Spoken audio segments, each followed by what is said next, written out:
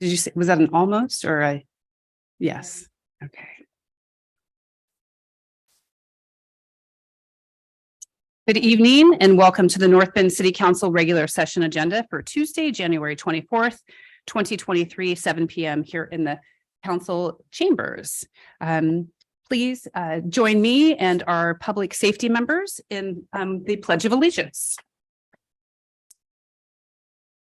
I pledge allegiance to the flag of the United States of America, to the republic which stands one nation under God, indivisible, liberty and justice for all. All right. Hello and welcome. Welcome. I see I have Councilor Jones. You're online tonight with us, and we have our counselors here in person. We have our public safety officers here and some guests this evening. We have a wife of one of our counselors, Haley Gleason. Welcome. Thank you for joining us.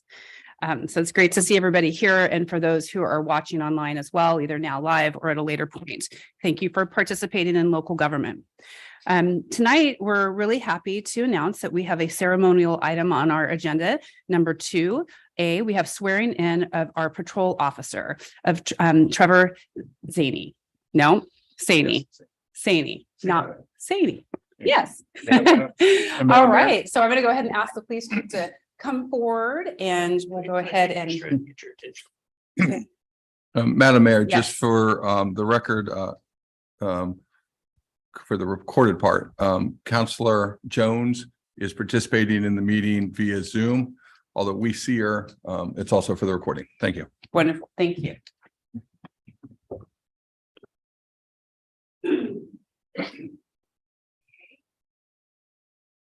So shall we begin with the oath of office? Sure. Okay. And then we'll let him give us a speech.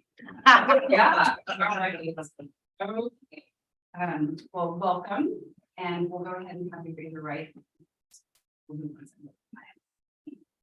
I, Trevor Saney, I, Trevor Singh, swear that I will support the Constitution swear that I will support the Constitution, and laws of the United States and of Oregon, laws of the United States and of Oregon, and the Charter and ordinances the Charter and ordinances of the City of North Bend, of the City of North Bend, and that I will faithfully discharge and I will faithfully discharge the duties of a police officer the duties of a police officer for the City of North Bend for the City of North Bend to the best of my ability. to the best of my ability.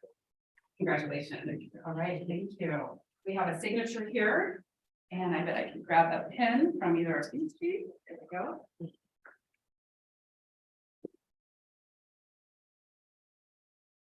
All right, let's give them a round of applause.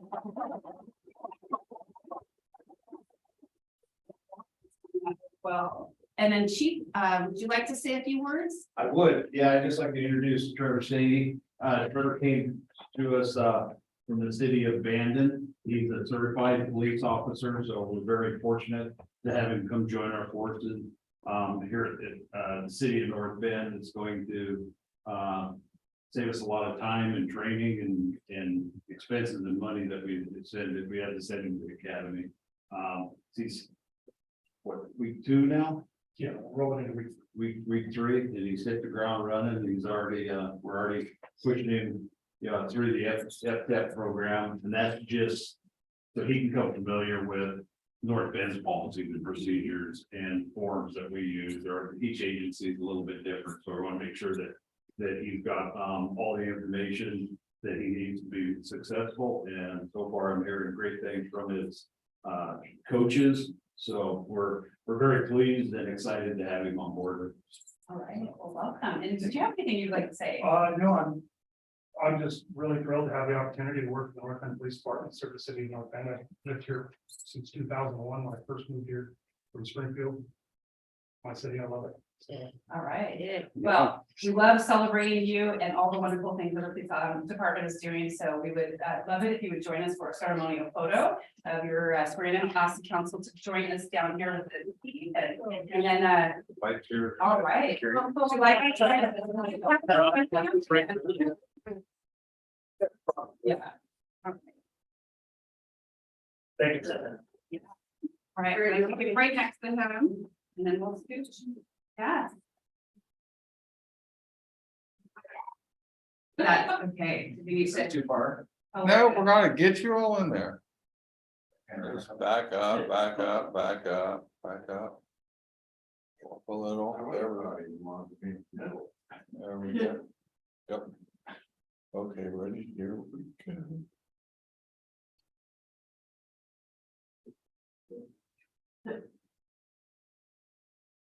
Okay, there we go. Thank you. All right. You-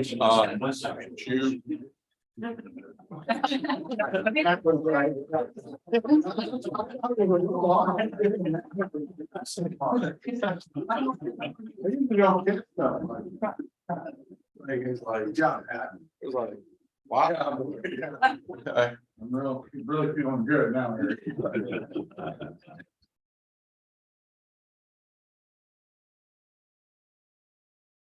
Are you trying to get Counselor Jones there? Well, I want to be able to not have a lot of stuff in there, so. All right, here it goes. I'd have to have one of them anti-shake cameras.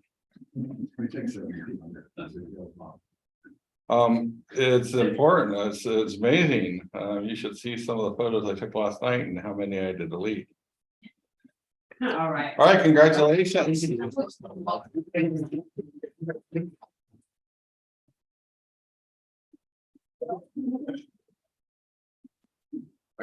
Chair. Mary was trying to knock us down. Yeah.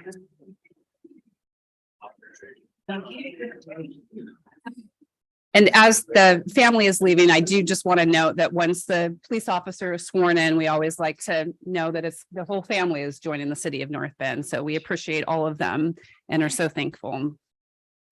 Okay, number 3 on the agenda is our consent calendar. We went over this last night in the work session.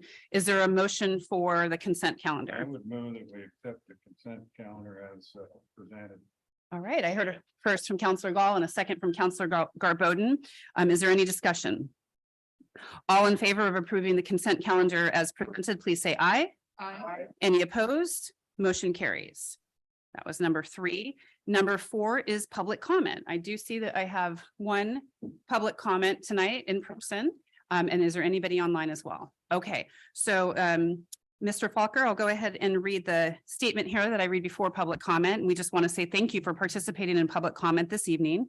The public comment period is an essential part of local government meetings. Each person has 3 minutes to speak, and our governing body takes input into consideration. However, in observance of Oregon open meeting laws, this isn't a time for dialogue, but rather a time for us to listen to you. Our city recorder and our city administrator are taking notes of any action that is needed. So please come forward, and there is a microphone there. You might want to pull it a little bit closer to the edge of the table so that everybody can hear.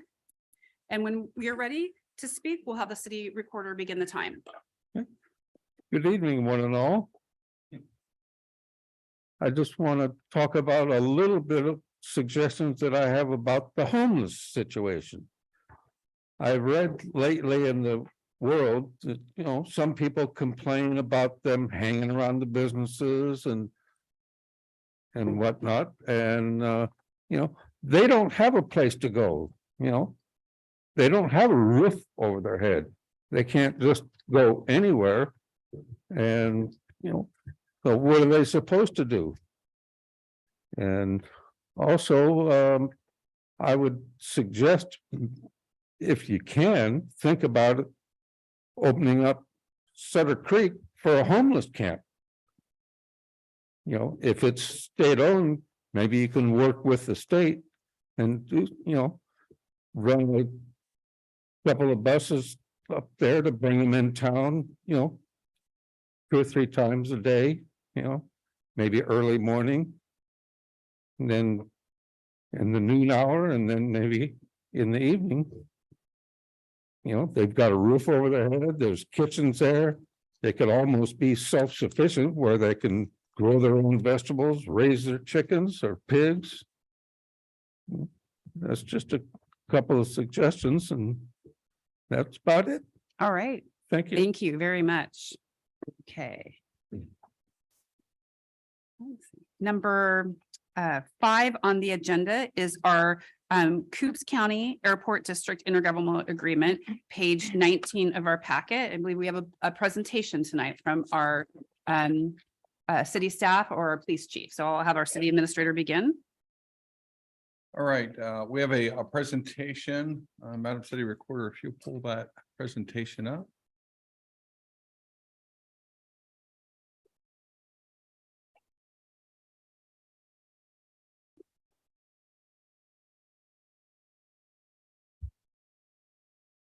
Thank you. All right, let's go to the next page.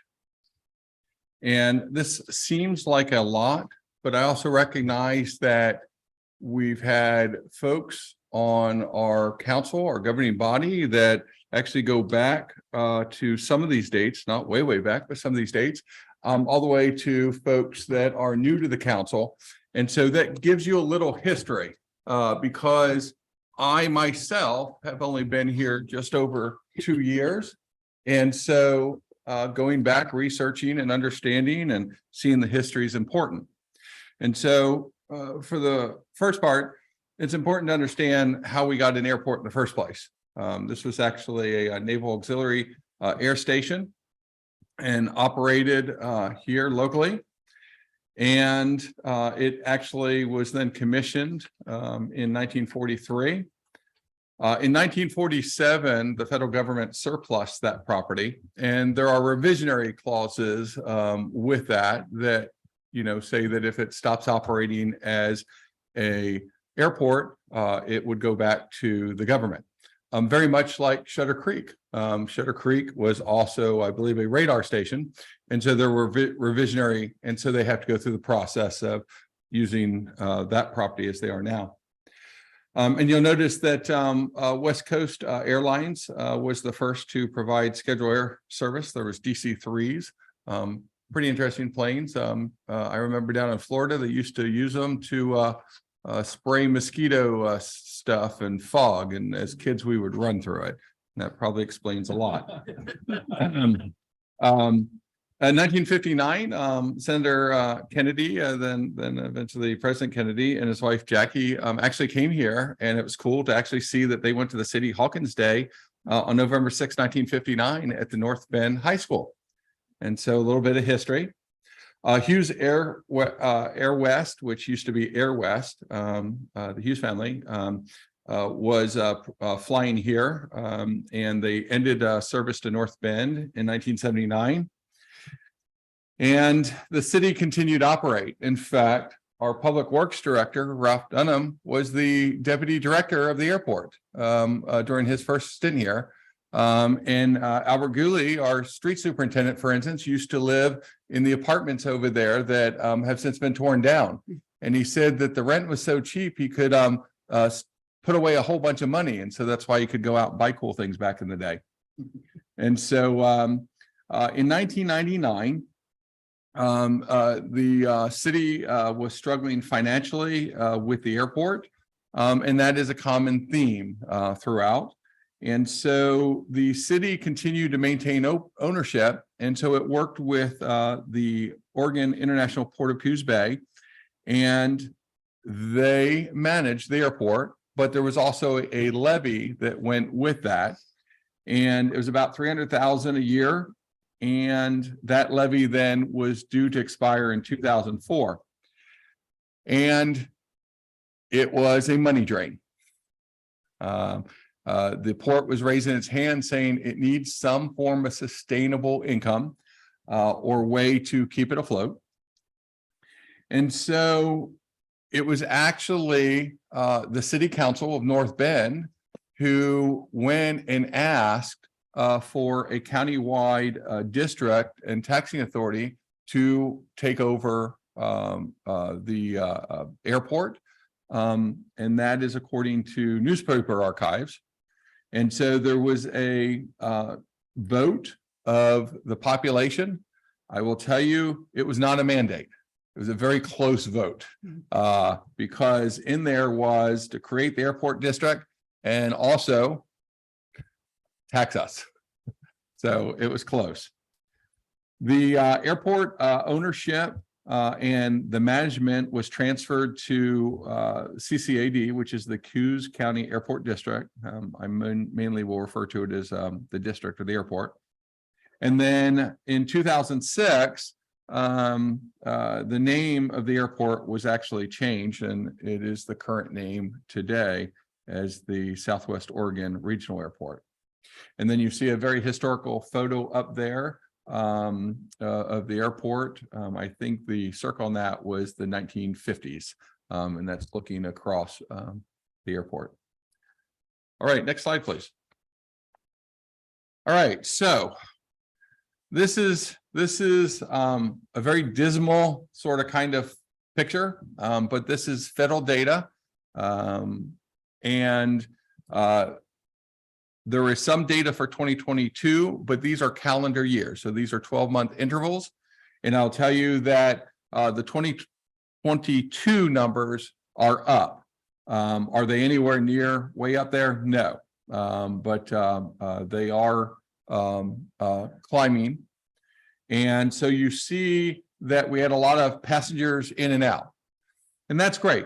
But really, in order to sustain air service, first, in order to get commercial, aviation with a tower, you have to have at least 10,000 passengers. So we're above that. But when you get close to it, that's troublesome.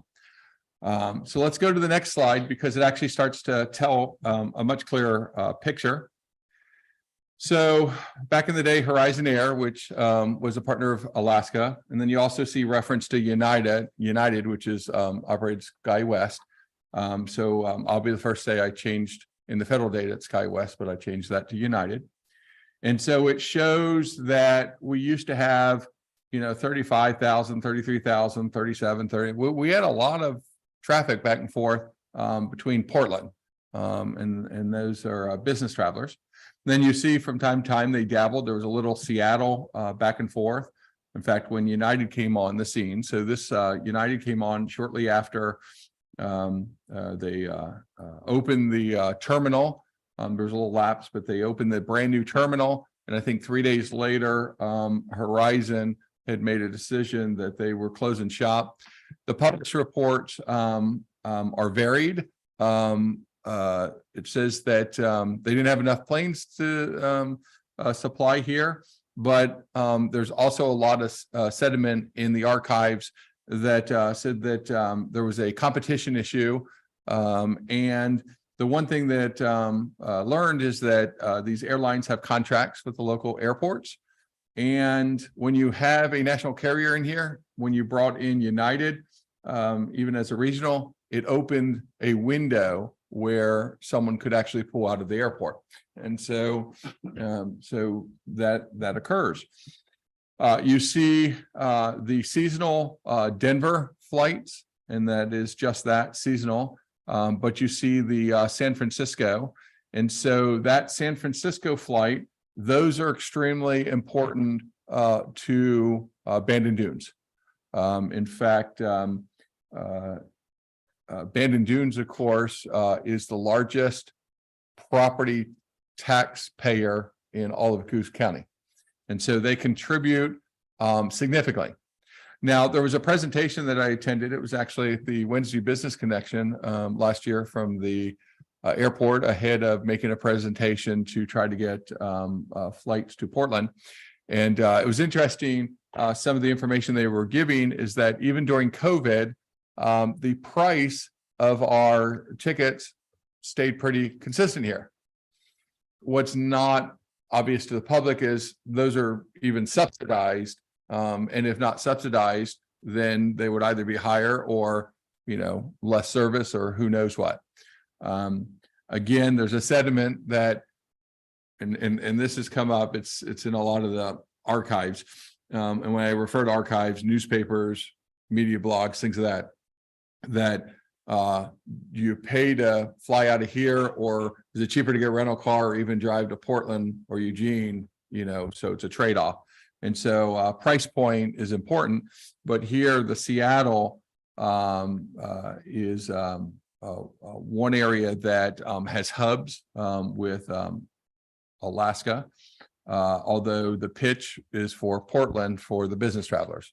And so who knows where any of that will go. I do want to reiterate that this governing body during the previous pitch had obligated itself and committed itself to, I believe it was $7,500 a year for 3 years. Does that sound about right? You think it's a little higher? 25,000. Okay, 25,000. For 3 years.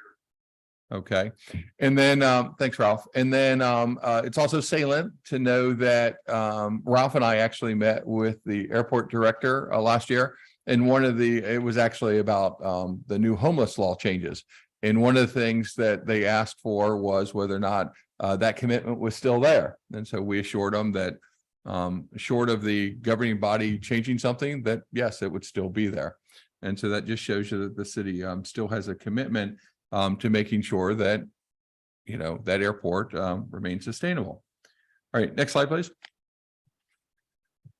All right, so the transfer ownership is important for a number of reasons. It also is part of why a letter was sent to the airport.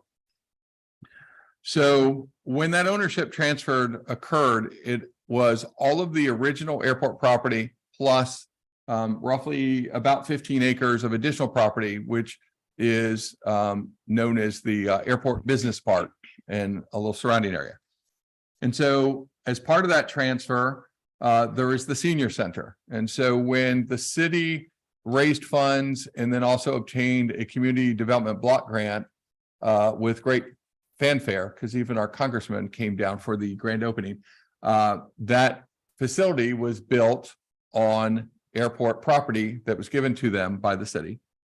And at the 20-year mark, so during my first year, you may recall I came to you because we were given a 1-year lease. And we were informed that the airport was taking ownership and control of that building. And so we wanted to sustain the future of the seniors. And so we had gotten a 1-year contract lease. And so the city had been, even through COVID, had been paying the lease agreement and also helping maintain that property.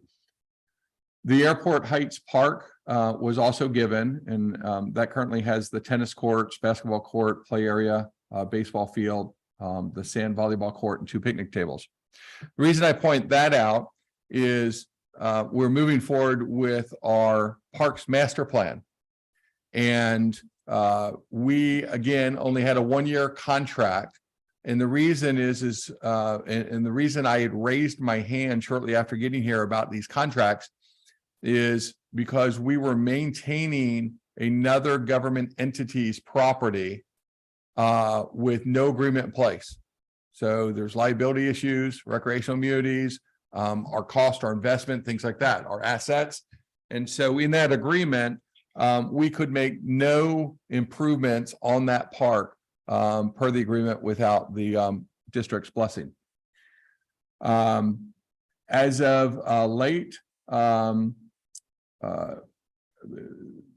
also transferred was the North Bend wastewater treatment facility.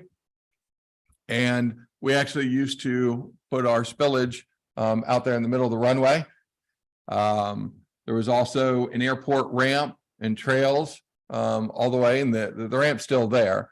And on a couple occasions, my predecessor had asked about trying to get that ramp open. I also tried and was told, nope, federal regs. So not happening. I mentioned the wastewater treatment plant because we were being charged a lease back on that facility. And by the time it got to roughly almost about $5,000 a month, the city bought back its wastewater treatment facility.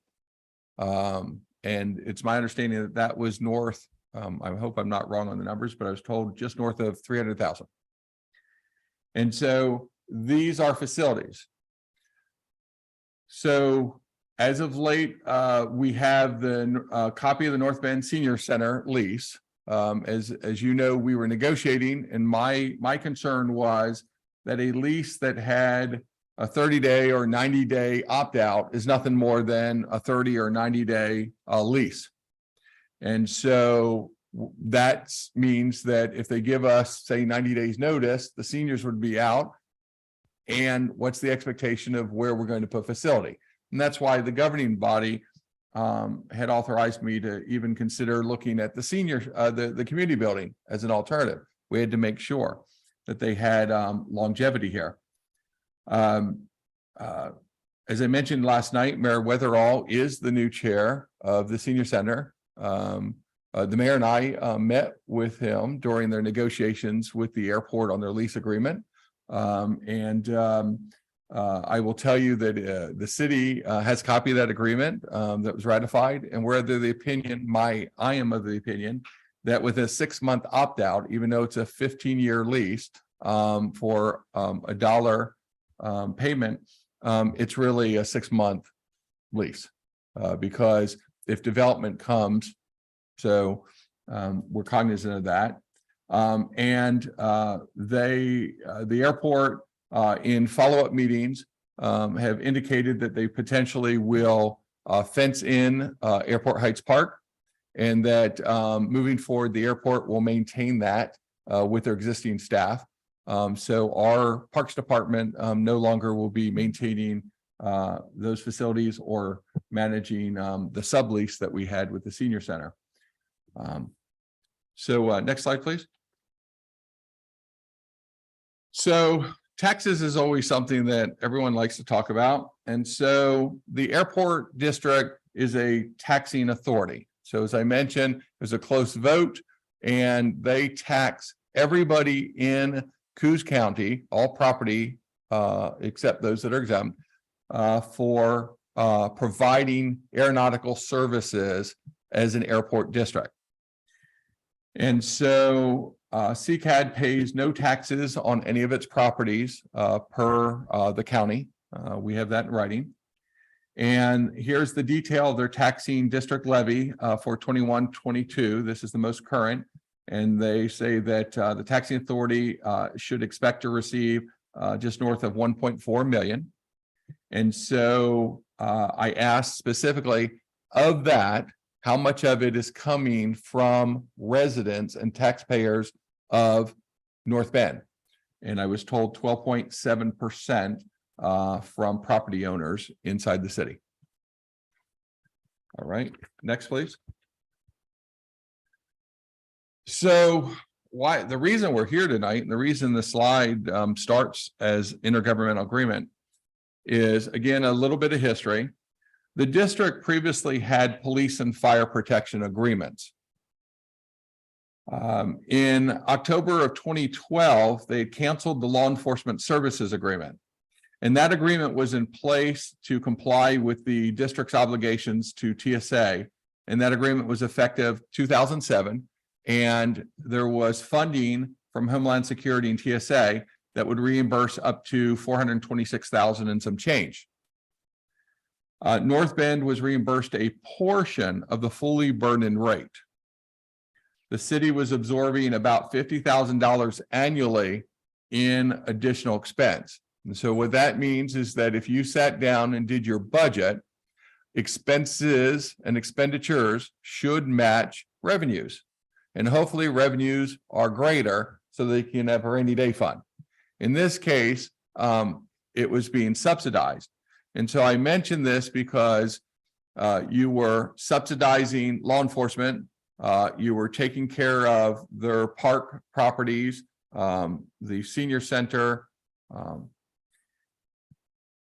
There was also a fire protection agreement, and that was effective June 30th, 2013. There was various precipitory agreements, but this is the most recent. And the airport district was paying $183,000 and some change annually since 2009, but it was canceled on June 30th of 2013. Sorry, I misspoke. And there was an additional $20,000 for direct cost in that first initial year contract for anything for training, retraining. And then if we responded to what's called an alert 3 or level 3, I believe here they refer to them as alert 3s. That's a crash. And so whether it's on the airport or otherwise, because the fire department, an airport fire department has a 5-mile radius responsibility of their facility. And so they would recoup that. As you know, the or if you don't, the airport built a fire hangar. It is purchased a fire engine.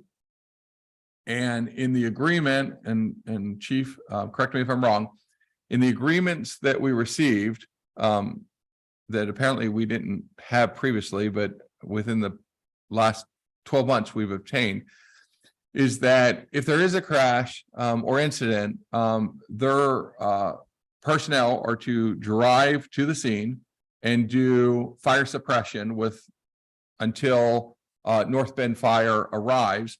And it's North Bend Fire that has intergovernmental agreements to pull in all other agencies. Is that a correct statement, sir? Okay. All right. And so that's why there's these agreements, supposed to be working relationships, all of that. All right, next slide, please. This part's salient. This goes back to the police contract, and the dates are important. So September 7th, 2012, the airport with the city had executed what's called a Transportation Security Administration Law Enforcement Officer Program Statement of Joint Objectives. Whew, love those federal document names. And in there, it lays out a lot of recitals, including reimbursements of costs, et cetera. Keep in mind that the one thing that the city cannot control is personnel costs. People expect to make more every year, and their benefits and our insurance costs and things go up. So there are escalation clauses. And so every year that the union contract goes up, there is increase with each year. For instance, last year, the average was 7.6% for police services. And so that's September 7th. On September 28th, the airport informs North Bend that its on-site police services are no longer needed effective October 1st. And so the communication, there may have been prior communication, but they were in renegotiation of renewal of some contract. And keep in mind, they were still operating under that 5-year reimbursement.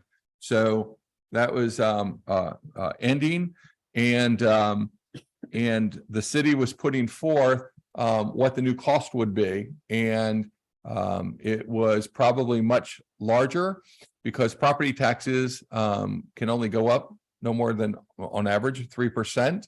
And our costs were going up more.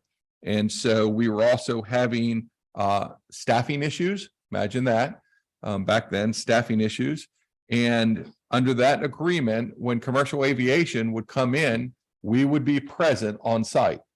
And so the records show that on average, that was somewhere between 175 and sometimes almost 200 hours per month for law enforcement services, and a lot at overtime rates. So the statement that our police department was thrilled is correct. A statement that was put out that said we were saving $50,000 a year. You weren't saving $50,000. You're no longer having to pay $50,000 in order to provide another entity services. So it's all how you sort of look at it. It's like, oh, you're saving $50,000 now because you're not having to pay for folks to go to the airport. Does that make sense? So, all right, November 15th, 2012, a IGA, so that's what we're here to talk about tonight, with the district is signed, and it says that it shall remain into effect as long as the TSA required the CCAD to provide law enforcement support to the airport within 15 minutes of a TSA request.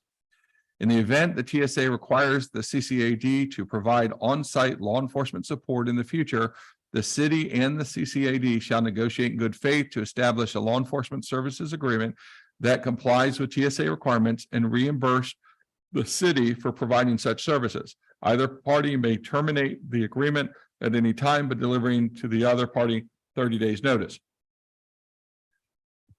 So there was this agreement in place, and keep in mind, I came in October of 2020. So next slide, please.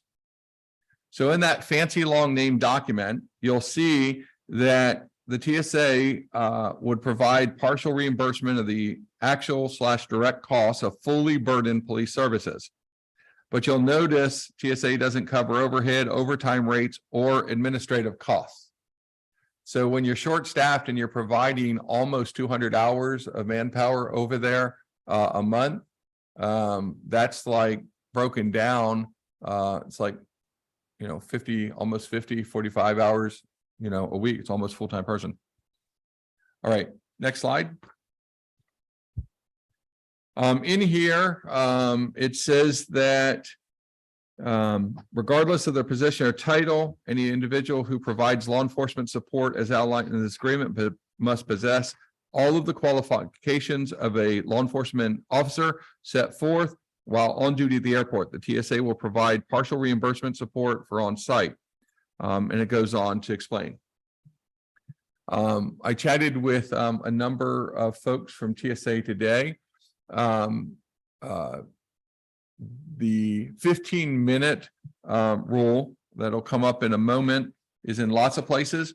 However, for instance, they confirmed some of our research, and that is that there are two cities in the state of Oregon, for instance, that as long as the person is a sworn law enforcement officer, whether that's a reserve officer, an actual day-to-day police officer, a retired police officer, as long as they're still sworn, they could be working for a security company. And so there are two other airports that don't use their local police department, for instance. And then the next slide shows when the agreement was executed. And you'll see that this is that larger agreement. And then next slide. And then this is that short window that I mentioned. That's why I said the dates are salient. So now you had that first agreement at the 1st September, fast forward to November 28th, and you see that's actually a misspelling of Terrence's name. Oops. It says, quote, "I had hoped to formally inform you and your police department earlier than today that in accordance with the expiration of the law enforcement agreement," so that's that long agreement for reimbursement, "we would not anticipate any North Bend police on duty at the airport effective Monday, October 1st. Unfortunately, the TSA dragged their feet on getting me anything in writing until today." So then there's this void that says, well, okay, so there's these TSA requirements for law enforcement. This agreement, you're no longer required to be there. And so not party, I can only go by, actual records. And so I don't know what the communication is, but if we'll go to the next slide. So in April 22 of last year, the chief got a phone call, had communicated with TSA. And in the conversations with TSA, he was asked whether or not he knew anything about an intergovernmental agreement. And the chief states, quote, "was unaware of the IGA, and with our current staffing, I could not guarantee a 15-minute response," unquote. That's Chief McCullough. There was a follow-up subsequent meeting, and this time it had airport operations and TSA, and Chief McCullough again reiterates, quote, "could not guarantee a 15-minute response to the drill or any incident at the airport, as I only have 2 officers on duty at any given time, and the response would depend on calls for service at that time." You notice the reference to drill. The chief was also told not to communicate to anybody about a drill. You may recall, for those that were on the council, that during my city administrator's report in April, following this, I came to you and informed you that we had an IGA that neither myself nor the police chief was aware of. We had searched our minutes and could not see any reference, and nothing indicated anything other than exchange between the former city administrator and then the city attorney, where the city attorney had actually put an additional language in that document. And then, of course, it was executed by the city administrator.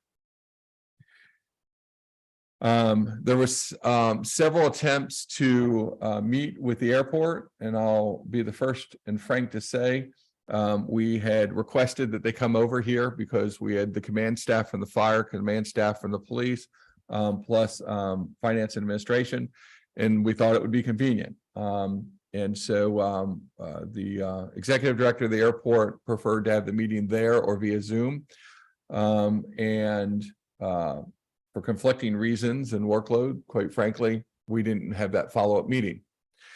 However, in June of 2022, I was made aware that there was inquiries from the airport to Coos Bay and to Oregon State Police, and then I followed up on those, that the airport had inquired on whether or not they would engage in agreement with the airport to provide the same service that the city was providing. And those agencies at that time declined. In July 22, a letter was sent under my signature with to the airport with multiple concerns. As you all are aware of that letter, it iterated the fact that we were considering canceling the agreement because of what we perceived not such good relations. And we put a few of those examples in the letter. And we chose as a city and as a governing body not to air anything publicly. And so we were hopeful that we would work this out, and knowing that there's just not found money out there. One of the strategies that we had internally put forth was we knew the senior center and that park was important to this governing body. And so we asked if they would, in exchange for continuing to figure out how to staff up and meet the needs of that IGA, among other things, and also in the fact that we were in the midst of and continue to be in the midst of our Parks Master Plan, and that the seniors were coming and meeting with us, and we were touring other properties, including the community building, trying to find, something sustainable and long-term for them. We thought best to try to see if the airport would consider providing those back to the city, and we would continue the agreement as is, and I would shift over resources to make sure that we could maintain the agreement. Next slide. So imagine the surprise of myself and the mayor and others when we were at a chamber celebration for Tim Slater at his 15 years at Abby's Pizza in Coos Bay, and all of our phones started dinging.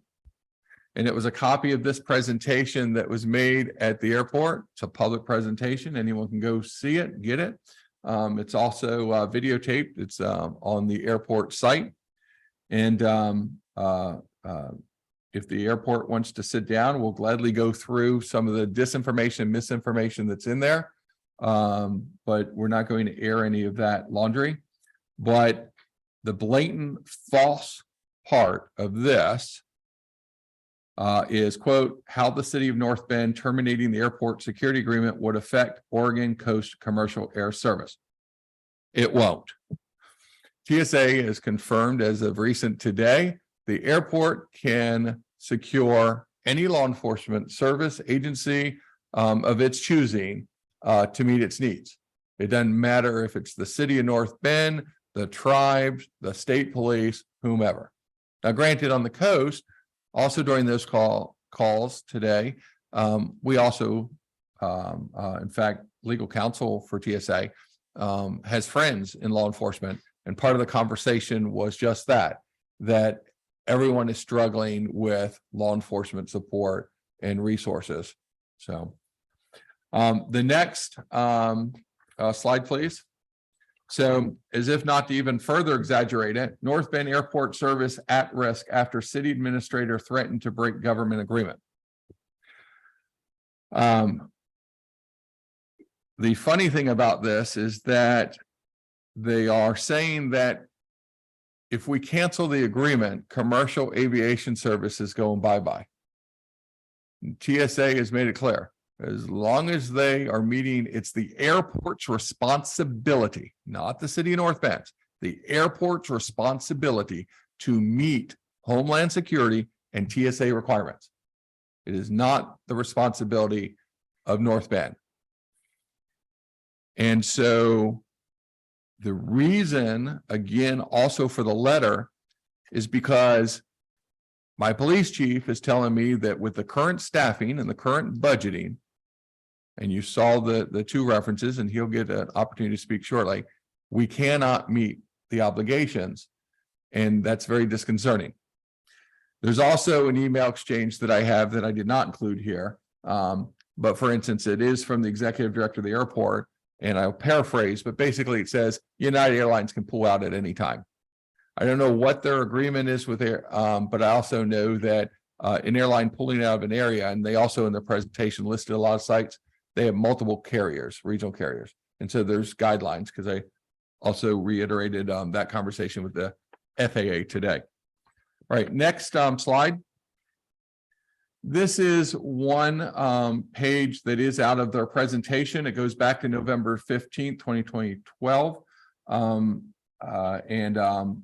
I don't know if this was a memo action request. I don't know if it was something that was in their agenda packet, but it was in their presentation. It says the Coos County Airport District has been paying the city of North Bend for law enforcement coverage for the Transportation Security Administration security screening and being reimbursed at 57% from the TSA. By eliminating law enforcement officers standing by during each flight, the district saves an estimated $22,000 annually. The city of North Bend stated this action would save them approximately $50,000 annually. Save us $50,000 annually. We were already understaffed as it is, and so this basically, you'll also be cognizant of the 2012 public safety fees, staffing, things of that nature.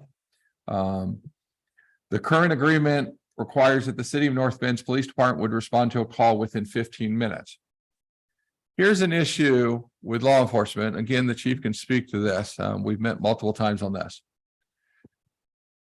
We've transferred dispatch to Coos North. Some of our calls, if not all, are still going to Coquille and then getting transferred. We're trying to work out some of these things.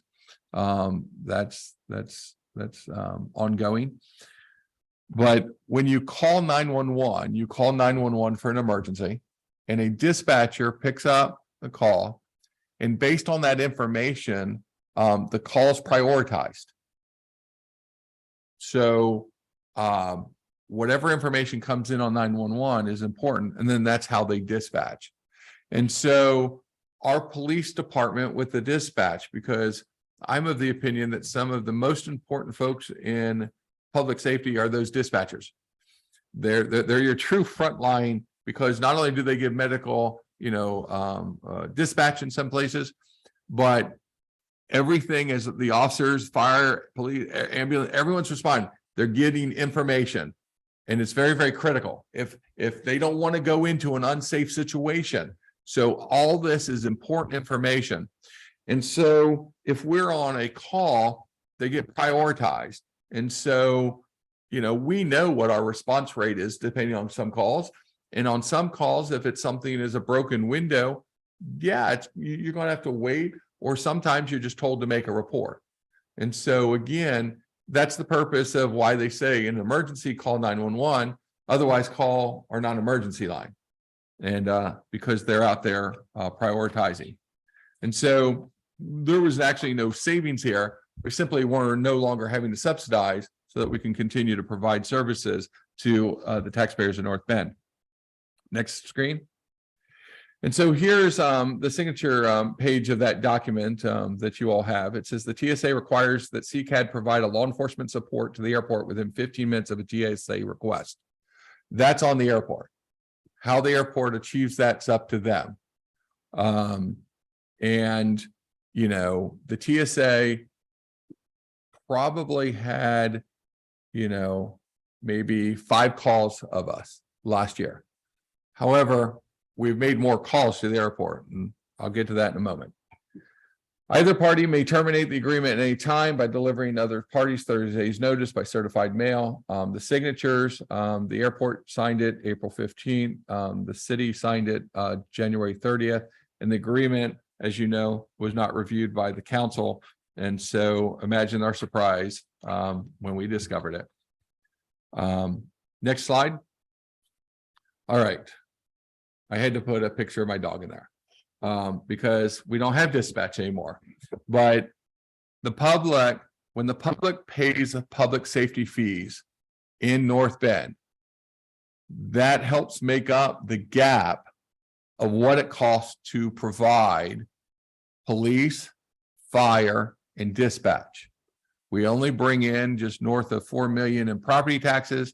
The public safety fee brings in only a portion of what those services cost, and those costs keep going up. And so I end with this slide before I ask the police chief to come up and talk to you about the 15-minute response, and we can talk about where we go next. But the reality is every time a call has come in from the airport to 911, if it's a legitimate, valid call, an emergency, we respond. And we'll continue to do so. Not because it's in their blood to do so, but it's their pledge and their obligation, their oath. Okay. So it doesn't matter whether that 15-minute agreement's there or not. All legitimate calls that come in, we're going to respond. That's what 911's for. It's a call for help and assistance. You call and hang up, they're going to try to call you back, and they're still going to dispatch someone out to you. But again, the chief can talk to you about staffing and why this agreement is of concern to him. And so, Chief, you've got the floor.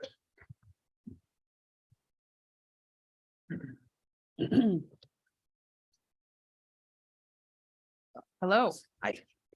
Mayor, Council. Yeah, as most of you know that we're as far as our staffing levels at any given time, we have 2 officers on the road to cover, and that's cover the entire city.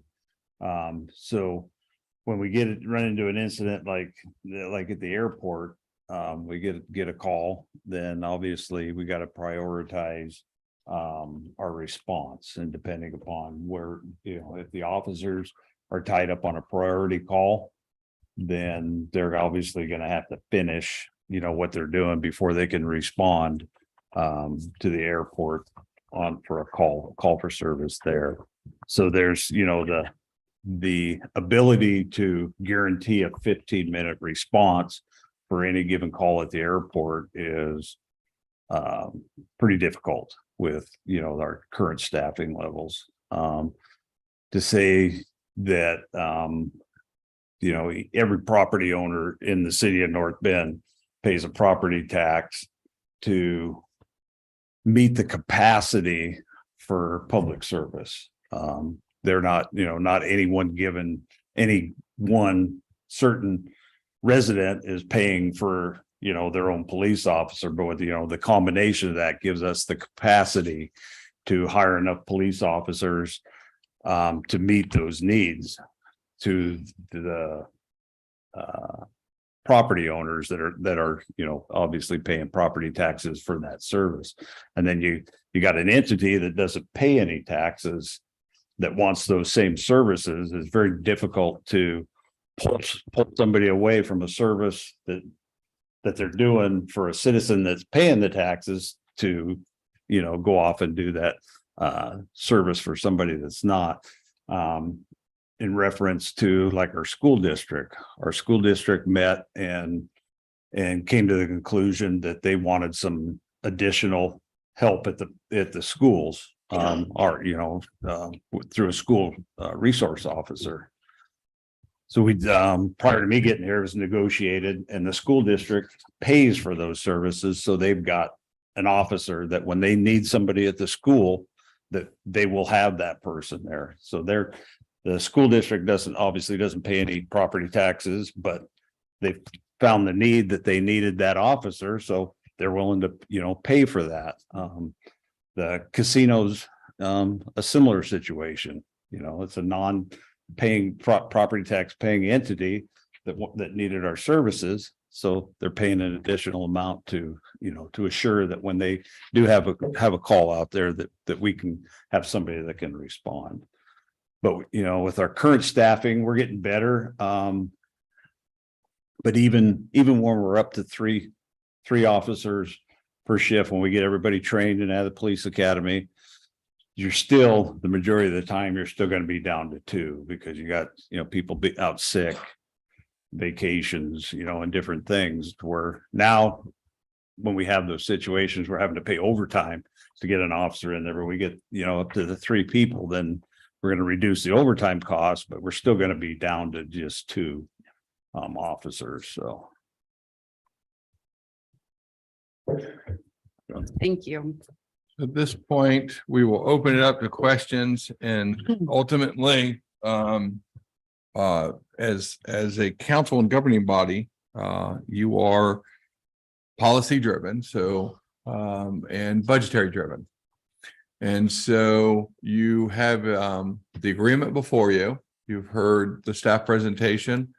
And so the question is, what's next steps? Mhm. The city can say, okay, we're just going to continue as is. We can cancel the agreement, but I would give more than 30 days. I would give them 90 days because that would be ample time for them to figure out and negotiate and figure out among, because they have a governing board and they have to figure out what they'll do next steps. Whether that's renegotiate a new contract or otherwise. But this is really a decision by the governing body.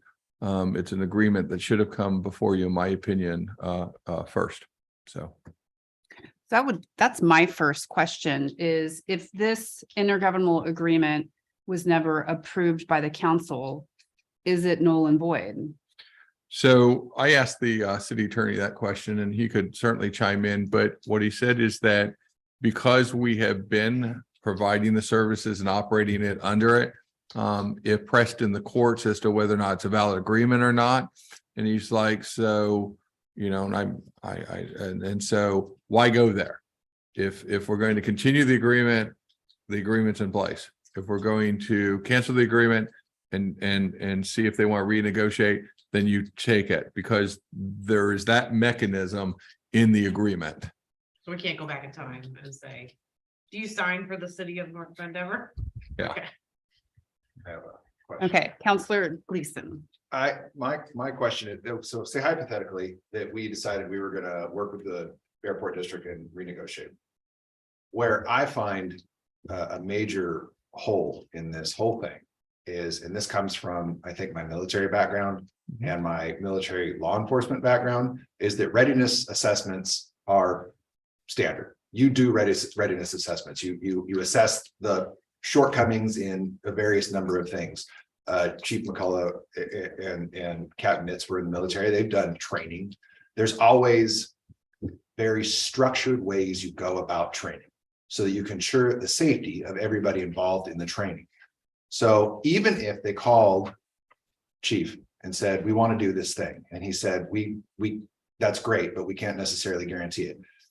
If it had been coordinated in such a manner that dispatch was involved, we knew that we had officers that weren't engaged in any one thing before we called off a training exercise, and a officer runs over to the airport thinking that there's an actual situation, the safety concerns in that entire thing are plentiful.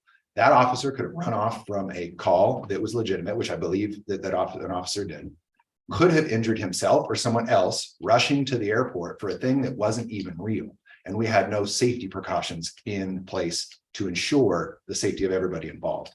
In the event that we were ever going to have another agreement with the airport district, if there's not some serious stipulations put into what kind of training and the safety involved around that training in place, there's no reason to have it. In my opinion.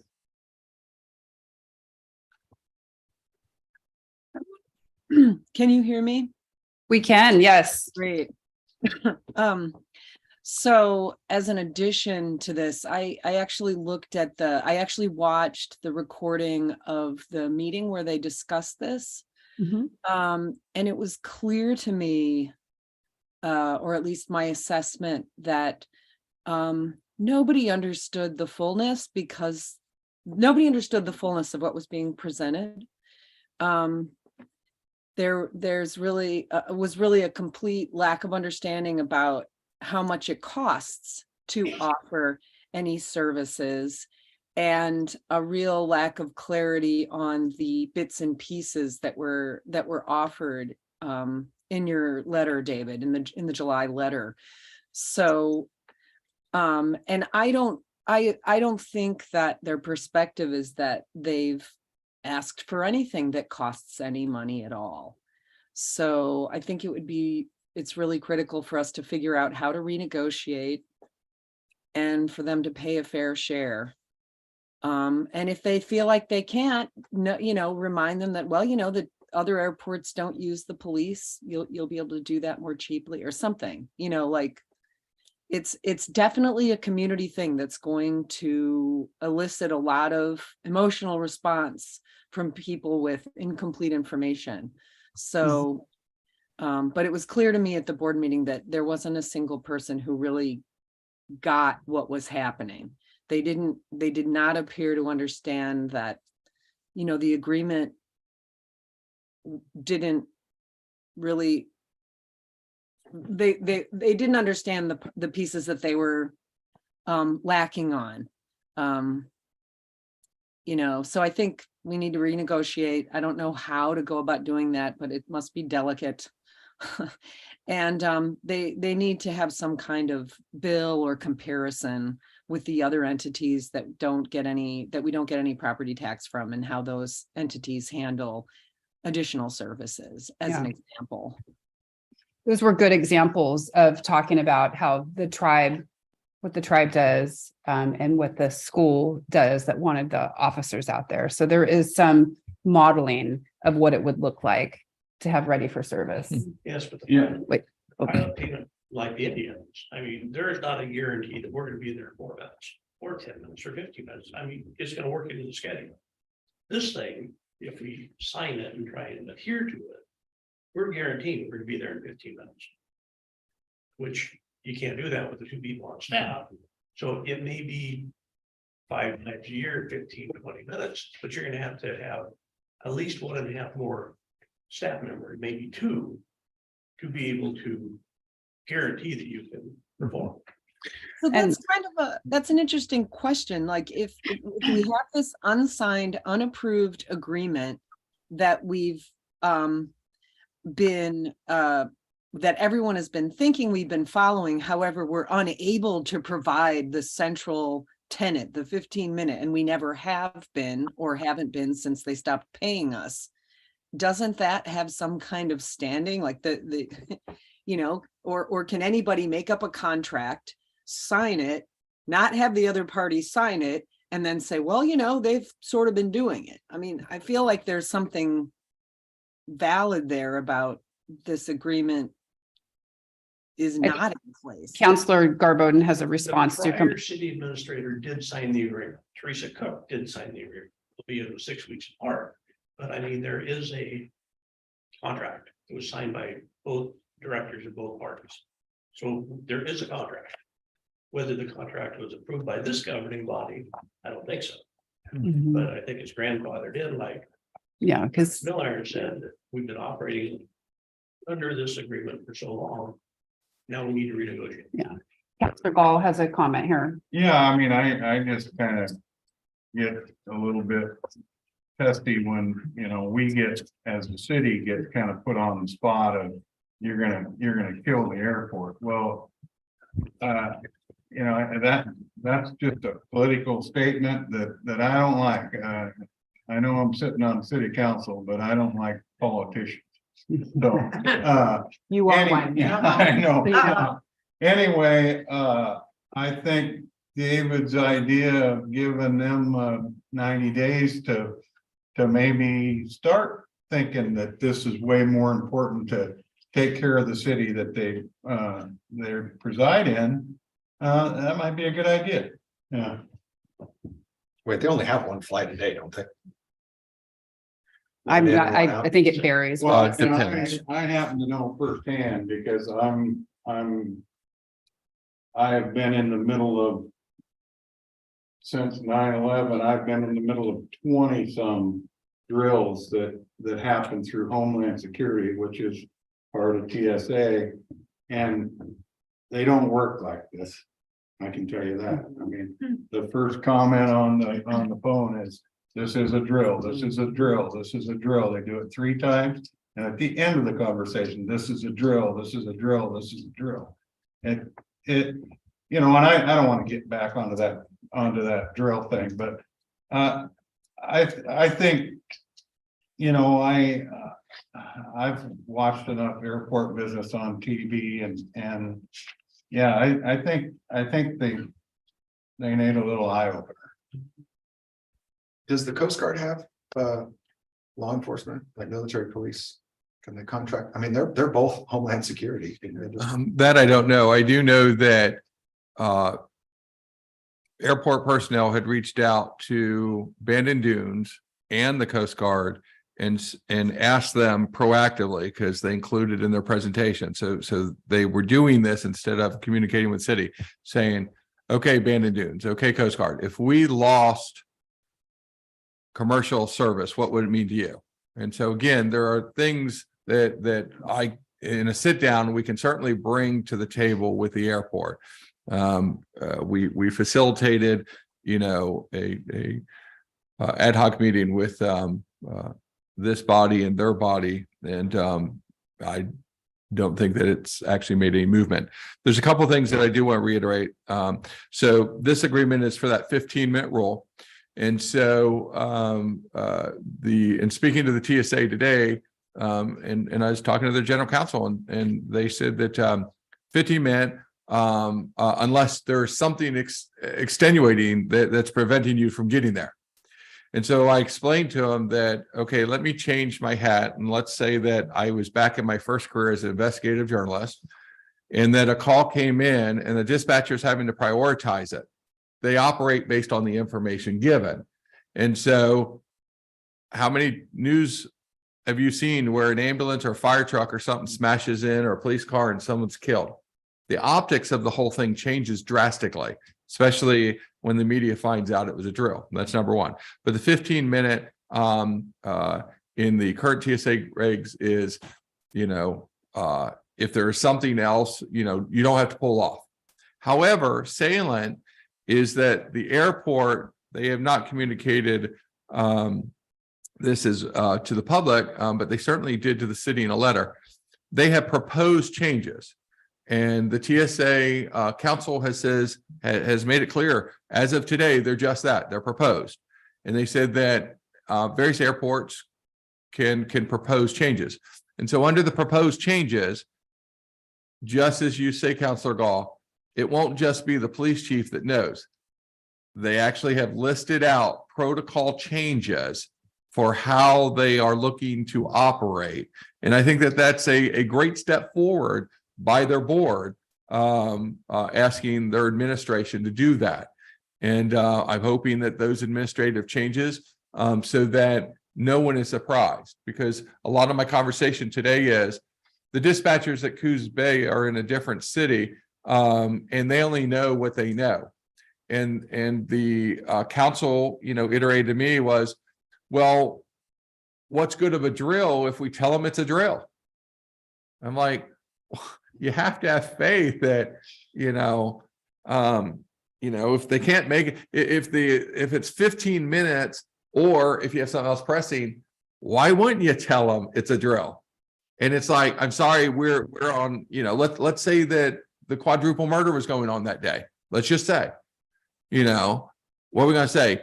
I'm sorry, we can't get to you. it's like, if we knew it was a drill, it's like, we got a murder going on. I don't have resources. Okay. That's why you communicate. That's part of it. Not have an officer show up and hit his time clock and say, yep, you're good to go. And so that airport is very valuable. My wife raves about it, about how you just pop on and away you go. Okay. An airport is very vital to your local economy. And we listed out that support in that letter. We have helped the airport with lots of things. I can go on a laundry list well beyond. But at this point, it comes down to the agreement. So does the agreement stand? If it's the will of the council that should be renegotiated, then the only way to do that is put them on notice. And, I would ask the council, don't give them, 30 days. That's too short. 90 days, in my opinion, is quite enough time to renegotiate and let them come up with how they're going to do it, whether it's with North Bend or someone else. But I want to make sure that, for the governing body and the public and listening, okay, none of this is retaliatory. None of this is reactionary. This is, there is taxpayers of North Bend subsidizing value-added services. And you're the closest, Councilor Nordhoff, so I'll use you because I use this example to someone else. She pays property taxes because you're not exempt, right? They don't exempt seniors, right? You pay property taxes, right? Okay. So some states do. Some states do. That's why I asked. Okay. And so I'm sorry. And so she pays property taxes. Okay. So would you expect the same or greater services than your neighbor if you both had a break-in, within the same week? Yes. The same? Okay. If you want better than that, you hire security, or you get neighborhood watch, or you do something over and above. That's costing taxpayer. And I know the TSA says, David, you're only talking about 5 calls last year.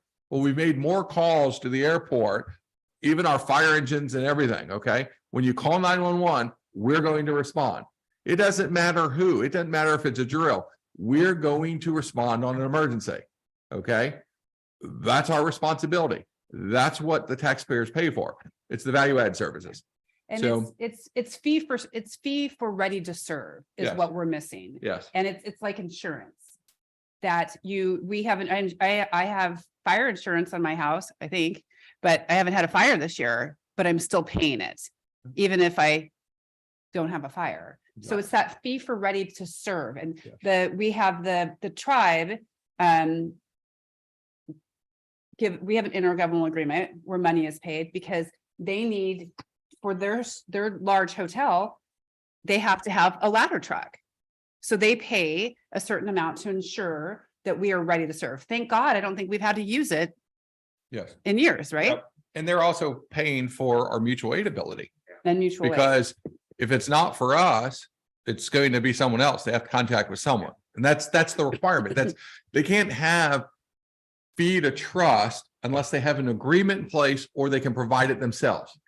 The TSA is saying you either provide it yourself or you have to have a contract. So So the Cal- only it's- way though to renegotiate this potentially is to terminate. Like there's not a. Well, I different- think that the letter, our city administrator could craft a letter, that says something like, we Desire to renegotiate. we need to negotiate this. I mean, what I'm hearing our police chief say tonight, I actually wrote it down, is that you said it would be very difficult to continue to honor or it would be difficult to guarantee that 15-minute. But you can't Our police chief is saying that can't happen. I feel like there is no choice but the council then. The responsible thing for this council to do is to renegotiate that contract. Agreed, What, Councilor Jones, you agree? Yeah. agreed. We're not able to fulfill that contract because we don't have the funding to support it. Yes. But we yeah. can't, so it's absolutely the responsible thing to renegotiate. We are unable to meet that contract. Different giddy ups you'd ever be into where you had to guarantee something. what, you know, what the heck, if had a tidal wave and you couldn't get to the airport, you know? There's a lot of act of God stuff that you can't guarantee, yeah. So basically that you would be looking for a motion from the council to enter into negotiations with this intergovernmental agreement, or what? Cancel them. Cancel the current agreement because we're not able to provide that service. But we are very willing and open and hoping that we can talk and work this out. Does that sound like a? By giving them the 90 days notice, they can either renegotiate with us or they can find. Yeah. something. We'll find some- And for my, do I understand correctly that they've already looked to see what it would cost? for They the made place? inquiries, yes, and Counselor Jones could probably speak to that. She watched the video, others probably did. Yeah. But yeah, they reiterated that on the live broadcast as well. We didn't find out that way. We actually found out through our partners, law enforcement talk. So we found out through our So they've partners. Already started the process and. They did this and then told them that folks would say no. I will tell you why. With the city partner, they're like, we can't leave our city who's paying for law enforcement to go all the way over into North Bend and guarantee them 15 minutes if I can't provide base services for my own city. Mhm. State police is right across the street from them. Okay, I think Counselor Gall is getting ready to make a motion Yeah, here. before my motion, I'm gonna once again tell everybody that I'm not a politician. But my motion is to have David act as our voice or his voice to cancel the current IGA with the airport. Okay, so I heard a first from Counselor Gall. Is there a second? And to give them a. Yeah, and then give them 90 days. And offer to renegotiate. Yeah. So the motion is to cancel the current IGA with the airport Offer 90. and days. offer a 90-day Right, 90-day termination notice. Yeah. termination. Okay, and I heard Counselor I'll second whoever's. motion Gleason. that was. That was- Larry's a politician. He- There was a lot going on. Huh? Okay, all right. And I'm gonna look to our city recorder, make sure we got that exactly. How do you have it written down? To have city administrator cancel the current HA with CPAC and give them a 90-day termination notice and offer to renegotiate. And look forward to good faith negotiations, right? Okay, so I have a first and a second. Is there any discussion? I was just wondering, I had heard someone, you know, in the span of time that this has kind of been in the news. That, oh, well, it's within your city boundaries, so therefore you're kind of obligated. Can you speak to that? Yeah, so that's why I said, the last slide was, if you pick up 911, we're going to respond. We're required to respond to law enforcement and fire and medical emergencies. Okay. You have ambulance service. Our base service is fire, rescue, and law enforcement police. Mhm. So if the airport calls, it's the TSA and Homeland Security that requires the airport to have a law enforcement agreement for 15-minute. So there is. So they are there is a federal requirement. regulations Yeah. required, and the council out of Portland for TSA reiterated that during our call. Very fascinating call. I think at the end, we finally were on the same page. Because I almost Was felt it like we were lengthy? dancing. Huh? Lengthy? Oh, it was a lengthy call. We were dancing for a while. But I think in the end, I think we had a fruitful conversation. Okay. And I let her know what my recommendation was going to be. I also will tell you that I had a prior conversation probably 10 days ago with the new public information officer from the airport, Yes. and informed her that this is where we're headed and this is the recommendation. And the council for TSA said she had already heard that from the airport. So again, this should not be a shocker or news to them, and they're probably watching tonight. And I hope so. And I hope that people who are watching are hearing all the details in this. So I know we have a first and we have a second. We've lost our screen Yeah, here. can we I don't get know if that Jenny happened. on there somehow? I think Jenny can still hear us. I see her up there, but we've lost our screen here. I can see you and I can hear everything. Thank you. It is 8:18, so maybe we've just timed out here. But just for the record, I think what I'm hearing from everybody on this council is we value the airport and we value the airport service. But we also have a responsibility to listen to our police chief, to listen to and to really make sure that we're looking out for the best interests of the North Bend taxpayers too. So Well, and the safety of our citizens includes the safety of our officers, and Yeah. that was not an unsafe situation. So I hope that it's disappointing to hear, the rhetoric of, well, the North Bend Council is trying to close the city airport. That isn't, or the North Bend Airport. That is not what we're trying to do. We're trying to look for a safe, fair, and responsible agreement that serves all entities. And there's some great models out there of what other cities are doing. Yes, Okay. So we North have- Bend cannot close the airport. Correct. Yes. Let's say that one more time. The The city of. city of North North Bend cannot close the airport. Mhm. They are their own government under federal regulations and federal guidelines and state law. Only the airport and the district could cancel, it was created by taxpayers. All taxpayers pay into it. It is the airport's responsibility. That was reiterated to me on 2 different calls today. It's the airport's responsibility to secure law enforcement services. It is not the city's. Same thing with the tribe. When they moved the most recent property into fee to trust, Bureau of Indian Affairs, it is the tribe's responsibility to either provide public safety services or contract. They don't have to contract with us. The tribe could go to anyone. So please, it's important that the public understand that. And yes, nobody wants the airport to go away. We'll negotiate in good faith. Mhm. But, if we don't have staffing and fee to service and readiness, that means it's going to cost. And so, All right. So we have our first, we have our second, we have our discussion. Any other further questions before we take our vote? All in favor of the motion, and read it for me one more time, Macy. It's gonna be for the city administrator to give CCAD 90 days termination notice and offer.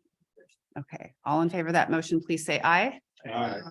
Any, thank you, Counselor Jones. Any opposed? The motion is unanimous. Okay. All right. Does anybody need to stretch their legs? Are we good? Can we keep going? It'd be helpful, just, I have long legs, so I might have kicked it. I'm Shouldn't be able to move tall. right through the rest. Blame it on the mayor. Wait, well, that's easier. There she is. There's a public hearing. Those are never quick. I think I turned off everything. Should vote it. Go back on. Coming back. It's, There they are. that's it. My dad was 6'4". It's not. You got an IT person. Okay. All right, so we're gonna go ahead and move on to Good Work Council. I'm working through that, by the way. We're gonna move to number 6, which is a public hearing for the proposed city fee increase. And this is on page 24 of your packet. I will look to our finance. It's on you first. Okay, and she will look to me. So I will go ahead and read the script. I will now open the public hearing held for the purpose of receiving public input and considering whether the city council shall increase city fees and charges and revise the master fee schedule of the city of North Bend. Does any of the members, and it says budget committee here, but Sorry, that's my fault. That's okay. Any members of the council wish to recuse themselves to declare a conflict of interest? So we are looking at all the fees in the city into basically the CPI rate is being changed. And so is there anybody on this council now that would have anything to do with a rate being changed? Nobody, you don't own a portion of the pool, anything like that? No. Okay. So I'm hearing no conflicts of interest and nobody's recusing themselves. So the hearing process is that tonight's sequence of events is as follows. We're gonna have a staff presentation from our finance director. We'll have public comment. We'll close the public comment testimony portion of the hearing, and then the committee member discussion and questions. We'll close the hearing and deliberate the decision. So I will go ahead then and receive the staff presentation now. Okay. Good evening, Mayor and Council. As we discussed last night, staff has proposed a revised master fee schedule for all applicable city fees and charges to be increased by 8.7% above the 2022 fees.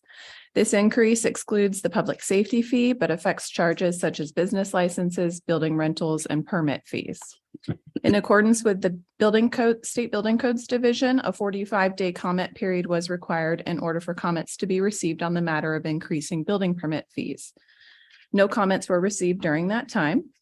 The 8.7% increase is the maximum allowable for 2023, as the city council cannot increase fees more than the Social Security Administration's cost of living adjustment. A copy of the 2023 news release is included in your packet for reference to show that 8.7%. So at this time, council should consider public comment on the matter and consider whether to approve resolution 3330, increasing the city fees and charges and revising the master fee schedule in accordance with Exhibit A of the resolution. And that concludes my report. Okay, thank you for the staff presentation. We'll move to number 5, which is the public comment of the hearing. And at this time, we'll hear any public testimony. Please be advised that the public comment is limited to 3 minutes on this matter. Is there any public comment on the increase of the fees? All right, I'll go ahead and close the public testimony portion of the hearing. At this time, now we'll take, we can have discussion and questions. Now is the time for our council to discuss this matter. Does any member of the council wish to speak any further on about tonight's presentation? Or do we want to hear from any staff? Any other questions? Each of you would have 3 minutes. It's amazing how many fees there are. It's, and I will, Mind boggling. you know, when you look at it, I will take a moment to say it is hard to see things like a pool fee go up when it costs money to go swimming. I heard some people mention that today. It's getting really expensive, but it's just the cost of doing business. And if we didn't charge, and those are really, if you went swimming anywhere else, they would be probably at least twice, if not more. And so we have to do the responsible thing to take care of the facilities. Otherwise, what will happen is just like it has for the last few decades, things go into a state of ill repair. So I know it's tough. I hate raising fees for anything, but again, we have to be responsible with the things that we have and take care of them, just like you would do in your home. So I hate raising fees, but it's necessary. All right, no other comments, and we'll go ahead and close the public hearing. When everyone is done discussing, which we have, we can say that the public hearing is now closed. This then brings us to the section where we would deliberate to discuss a motion. So is there a motion for this public hearing? A suggested motion would be to move that we approve and is it resolution 3330? Increasing, got that? Yeah, I have it right here. Okay, Are you ready? Councilor Gleason, what is your motion? It's my turn. That one.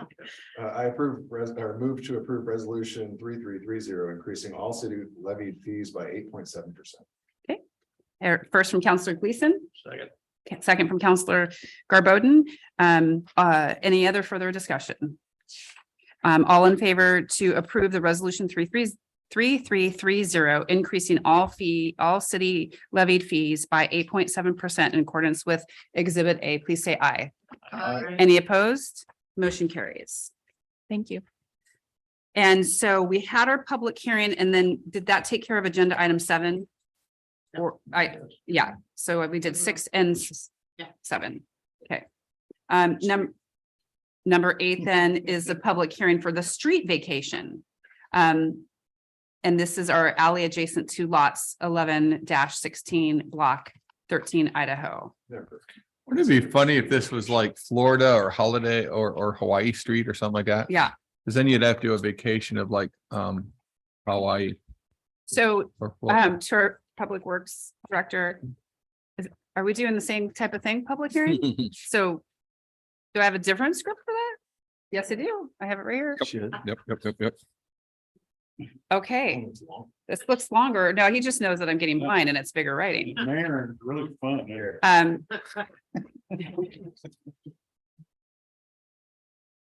It makes me nauseous when I do that. So, hello, sir. Good evening. Would you like me to begin? I would love for you to begin. Okay. So same process. Script on the public hearing. A little simpler on the other end. Okay. So I'm reading the one that says public hearing on it, not ordinance. It should say street vacation public hearing. Yes. Yes, Okay. yes, I think so. Oh dear. Street vacation alley adjacent to lots 11-16, block 13, Idaho edition. This is the time set for a public hearing for street vacation alley adjacent to lot 11-16, block 13, Idaho edition. At this time, I'll open the public hearing. Are any conflicts of interest or ex parte contacts to report from the council? No. All right, will the staff present the report, please? That's you. Honorable Mayor, members of City Council, we received a petition from 1998 Oak Street from the owners, which in compliance with ORS 271 and Chapter 17 of the North Bend Municipal Code requires 100% of the adjoining property owners and 2/3 of the affected area approve the street vacation. It also requires that if a port district is within 1,000 feet, that the port authority sign on to this. There is not a port district within 1,000 feet of this alley. In accordance with that, it was taken before the planning commission. Commission approved the vacation with no findings. Therefore, staff recommends, because the public has no potential need, in our opinion, for this property, that we vacate our rights on the alley in adjacent to lots 11-16, block 13, Idaho edition. Gotcha. And Okay. All right. So public testimony will now be allowed. Written testimony has been entered into the record and provided to the members of the council and staff. As a reminder, those that have submitted requests for oral testimony before the deadline have been sent the Zoom link to participate in this evening's hearing and will be called upon. There is a time limit of 3 minutes per speaker, and each speaker must state their name and address for the record. To our city recorder, I don't believe we have anybody speaking. Is there anybody else wishing to speak in the room on the alley adjacent to lots 11-16, block 13, Idaho edition? Seeing none. And so we have nobody to speak in opposition either. Hearing none. Do any members of the council have any additional questions about this matter to the staff? If there is no additional discussion, I'll close the public hearing at this time. so our next step is you have an ordinance before you to approve or not approve. And I recommend you read by title only. Read by title only, so we don't, yeah. Yeah. Does everybody get that? Yeah. Yeah. Okay, so that's, can I take a city administrator, can you take a minute to explain to the new counselors what read by title only means? Oh, absolutely. So there are a couple ways to adopt ordinances. One is to read the whole thing in its absolute entirety. Another, and then if there is a, and then you can vote on it. And then you can, in 30 days, implement unless it's emergency. You can also do 2 back-to-back readings where you read it by title only. And you vote, and then you get another bite at the apple. And then you have discussion. And so it is a process where you can adopt an ordinance in one night. But it will still take 30 days to implement. So if someone votes nay on to read it title only, which is just the description, then we go to our city attorney who makes a good salary, and he has to read everything word for word. like 10 minutes of reading. Yes. Gleason, you're up. And so like I have the script in front of me, but before we go to the script, then if we want to read by title only, Counselor Gleason would make the motion. And right. And First reading and second reading. Yes. so we do this twice. Otherwise, we're reading all the legal documents. So does Counselor Jones, are you following that? roughly, is it only for this kind of thing or is it for all things where we need a motion? Ordinances. So. Ordinances, okay. Yes, it's ordinances. So here's what I recommend. I would recommend, it's like when I first got to the state, it's like, oh, training wheels, this is different. This is unusual. By the way, in Georgia, they do have exemptions for seniors, just saying. Okay, So here they go. And so what I would suggest is our more senior counselors who have gone through this, do this tonight. And then we make sure that we get a sample script to the others yeah, and for future ordinances, yeah, because it will be very painful. You can vote no on title only. You'll just be here later tonight. yeah. I like that idea of having the sample script on whenever there's an ordinance that says like a suggestion or one possible way. I mean, we're never telling anybody what to do, but here's the ramifications if you don't do I that. move we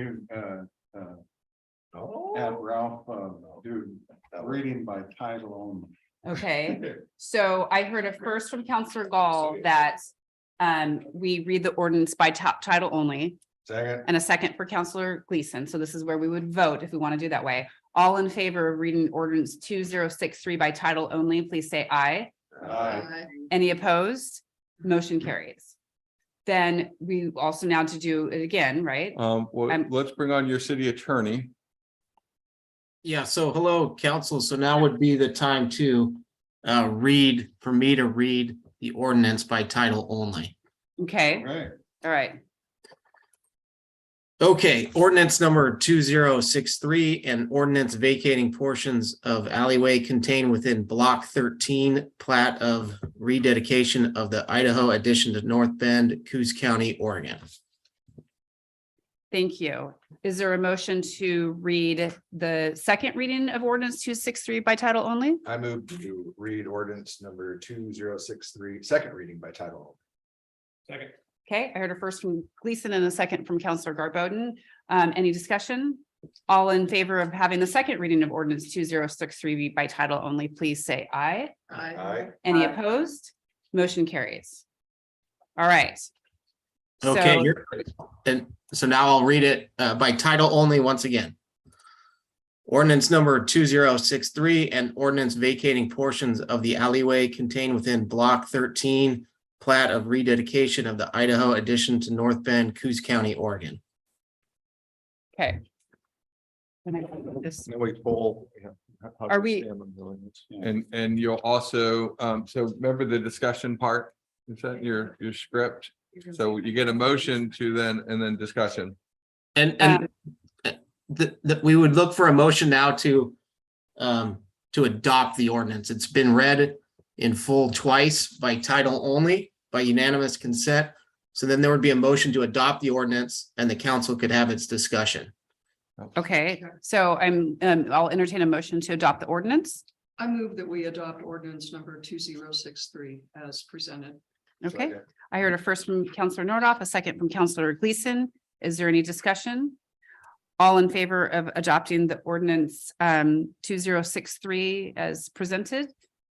Please say aye. Are we doing a roll call vote? Roll Yeah. call. All right, we're gonna do a roll. Counselor Garbodin, and Counselor Gleason, how do you stand on the ordinance? For the ordinance. And Counselor Glau, For the ordinance. Counselor Schultz, For the ordinance. Counselor Nordoff, For the ordinance. and Counselor Jones, how do you stand on the ordinance? For the ordinance. All right, and I too am for ordinance 2063. Thank you. Okay, does that conclude our ordinance adoption? I think that does. Yeah. Okay, so ordinances, is ordinance accepted, ordinance adopted? It's ordinance adopted. Adopted. Okay, thank you. And it'll go into effect 30 days out. So that was our public hearing and our ordinance adoption, number 8. Now, we did change the agenda last night. We are looking now, our new number 9 is to discuss the dates. Well, we discussed them last night. So how could we make that in one sweeping motion? I Or- have Oh. proposed. Right here. I can do it. Okay, ahead. oh, let's, okay, I motion to move the March 14th council meeting to March 7th, and the March 13th work session to March 7th prior to the council meeting. The March 27th work session to March 20th, and the March 28th council meeting to March 21st. All right, I hear, yeah, Second. yes, yes, I see our city administrator raising his hand. So do we want to reiterate the times? I noticed in the motion that, and we're keeping them all at the same time. So the public needs to, so they'll know that. Do we have to add for the 7th at a time? I believe the only one that changed is gonna be the work session prior to the council meeting on 7th of March at 6:30. All right. So yeah, we'll want for the record to reiterate those times. Okay, so, Okay. so we heard a motion from Counselor Schultz, and she was just gonna make one amendment to the motion, if I understand correctly, that on one of the dates, it's it's a 6:30 start time. Yes. Yeah, so we're gonna move the March 13th work session to March 7th prior to the council meeting at 6:30. At 6:30. Second. Nailed All right, first from Counselor Schultz, second from Counselor Gleason. Any further discussion? All right, all in favor of the motions to move the March 14th council meeting to March 7th and the March 13th work session to March 7th prior to the council meeting. And that it begin at 6:30, the March 27th work session to March 20th and March 28th council meeting to March 21st. Yeah. Did I say all in favor of that? Please say aye. Aye. Any opposed? Motion carries. All right, that was number 9. And then number 10, city administrators report. Okay, so well, gosh, we gave Ralph so much grief. Did you all see our city attorney on there? Didn't he look like he was like pretty red faced with like maybe sunglasses, like he'd been to some beach area or something? Oh, maybe golfing somewhere or golfing? recently. Did you notice that? Yeah. So, I don't look at Mark that closely. well, on the big screen, yeah, I could see. Madam City Recorder, can you pull up the fire department folder? There should be a little special something in there. Chief, you want to come up here? Fire chief, come on up here. Oh. He's like, what the heck is this guy doing? Exactly. What's your meter? Right up here, because that's Tabitha's mom, Dawn.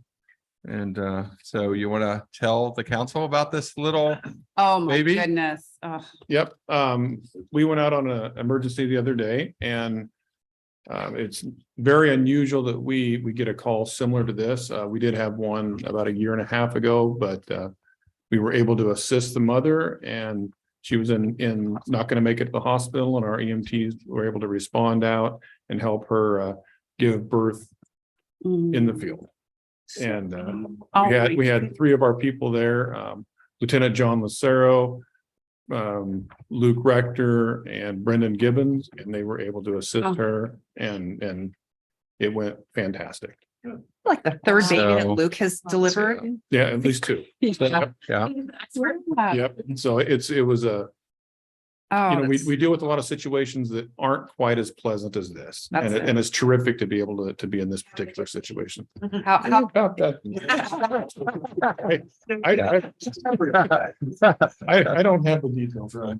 Like, okay, scales are I could find it. Yeah. and get back to you. No. But it's truly really terrific that we're able to participate in something like this Yes. at times versus some of the other things. very sweet. So this is little Corin that you see here. And Mama says, quote, "Thank you again for doing an amazing job yesterday. I appreciate you and everyone else that responded to help." And so they just wanted to say thank you from Mama Tabitha and Papa, proud Papa Don, and then there you got Corin. So congratulations to our police department, but I thought you would I love fire department. Sorry. Yeah. Congratulations to the police department for stepping aside and letting the fire department do the job. So. Okay. All right. It's cute. And so also on the side of the fire department, let's see, we, they had a 6% increase from 2021 calls. So, and 15% over 2020. So, they are going out 215 fire, nearly 2,000 medical calls, for a total of 2,380. So, that's what your fire department's doing. All right, we want to go down to the police folder. And Chief, you want to come on up on this one? He's like, oh crap, what's he doing now? What photos does he have? There you go. Need some mayo with that? Yeah, little mayonnaise. Mayonnaise.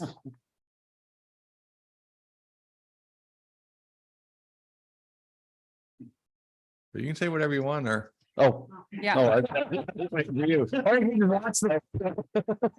on Friday, this last, we need a little resuscitation over here. this last Friday on the 20th, we had, our first of 3 new police officers that are going to be attending the academy. Officer Aaron Mayo, let's say was the first one, completed the 16 weeks of, basic police training, graduated,